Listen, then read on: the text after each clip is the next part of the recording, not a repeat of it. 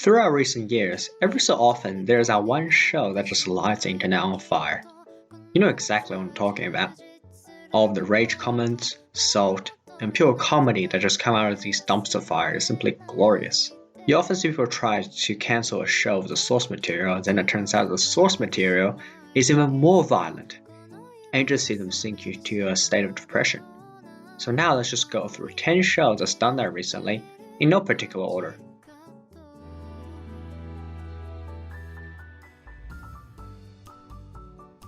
By this point, everyone knows about Goblin Slayer. When the anime first aired in 2018, episode 1 blew up, but in the wrong way. As you can see, Twitter was shitting itself. Goblin Slayer's episode 1 was pure shock value. You first get introduced to this RPG-like world, then these kids enter a goblin cave and gradually they either die, get captured and raped. This is pretty messed up, and I can see why people were throwing fits over it. The show is indeed brutal and is not afraid to show its pure, messed up nature. そんな優しくしないで俺の妹がこんなに可愛いわけがない. AKA My Little Sister Can't Be This Cute, AKA Oleimo is another show that set the internet on fire back in the day. Not because of violence or controversial things, it's all because of this short clip.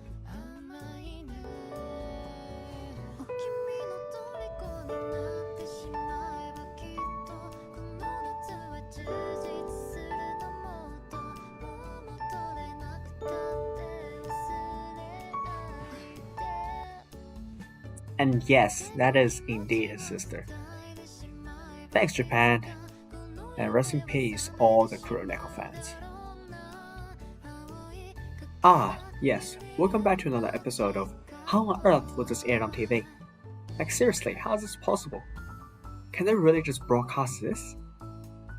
I mean, it's no surprise Funimation took it down. Then it was taken down from the TV station. When this happened, cultured ladies and gentlemen banded together and got mad at Funimation because they stripped them from their favorite show of the season. At least it was transferred to Amazon Prime. As you can see, Jeff Bezos is indeed a cultured man.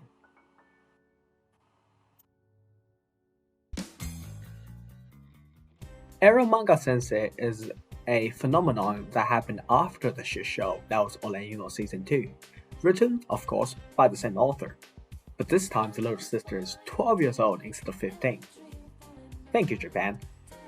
It delivered many famous lines, such as, おちんちん大好きですけど as you can see, it was causing a lot of problems, especially in Australia when a senator brought it up in the Senate in protest to ban inappropriate animations. If someone is willing to go to this length to try to ban it, all I can say is, Anime is trash. And so am I.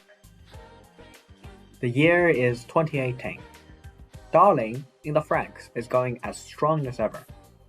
Until, of course, episode 14 hit. This one clip of Ichigo kissing Hiro erupted the internet. Ichigo is now officially cancelled and deserves to die in a hole. It is hilarious watching people losing their shit over her, and my god, people despised her. I mean, I get people love Zero too, but do they really need to go this far? I mean, this is like simply too far, man. I mean, this one's a classic. Just look at the Mal rating. As everyone knows, episode 13 of School Day is the most legendary single episode ever, using the whole 12 episode building it up. And let's just say, despite all that, some people weren't really happy about it. I mean, it's fair to see why with all these, fun actions. And School Day have cemented itself as the one anime people either love or hate to death. We got some more recent series. Rent a Girlfriend aired last year, and the pure amount of hate that Mommy got was ridiculous. But kind of well deserved. All the mommy memes that spawned out of the show just showed how much of a power a harem anime can have over their thirsty audience. Mommy literally lit the whole anime community on fire for a few days, just because she let some guy on. Still, everyone still hates mommy. Oh shit, here we go again. Not quite an anime, but still related to anime. Death Note, the Netflix live adaptation, was certainly well received by the wider audience, with people shitting on it before it even came out, and as always, the reviews are glorious to read. Fate Apocrypha is overall a pretty good Fate anime, but the one thing that caused the most trouble is this beautiful boy right here, Astolfo. He single-handedly brought back the whole debate, are traps gay? And it also burnt a lot of people's retinas out.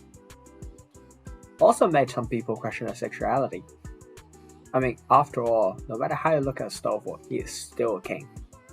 The most recent anime on the list, and it is indeed still airing. To be honest, I got this video idea just from review of The Healer alone. You can already see the current anime landscape indeed needs some renovation. The sheer size of the fire is already admirable, but people are still adding in more and more fuel as new episodes come out. With the show's heavy emphasis on rape and sexual violence, it's no surprise people do not like it on Twitter. I mean, it literally made rants look for everyone in 2 episodes.